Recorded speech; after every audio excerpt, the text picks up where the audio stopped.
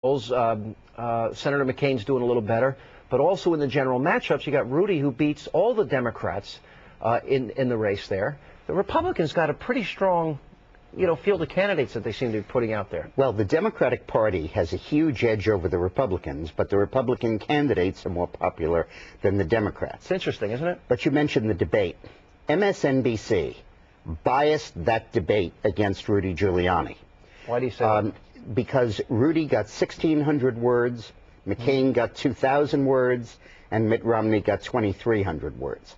Now, when you give one candidate 44% more airtime than the other candidate, right, you're biasing it against the other candidate. And I don't think that Chris Matthews wanted to elect Mitt Romney or John McCain, but I do think that this former staffer to Tip O'Neill decided to gut Rudy Giuliani because he's the one that can most likely beat the Republicans. By the way, Dick, and I think it was a deliberate act by Politico.com and MSNBC. Dick, let me point out to you, Dick, that Politico has actually been accused of being conservative-owned and run, and not exactly something with a liberal bias. The Politico is headed by a wonderful man who is a brilliant journalist, right, but whose previous job was with the Washington Post. Right. And he was the one who was on the stage that night.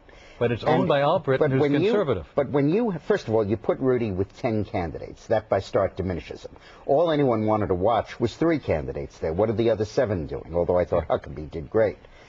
Then you don't even give him a tenth of the time. Right, but just and whenever an important question comes up, who do you go to? Sam Brownback. Simply by judging it by number of words said. Somebody said once Hannity says more words on this show than I do. Number of seconds. Doesn't make you less effective simply because you have more words that you speak. That means number of seconds. You can't win a debate when another guy gets 44% more face time than you do.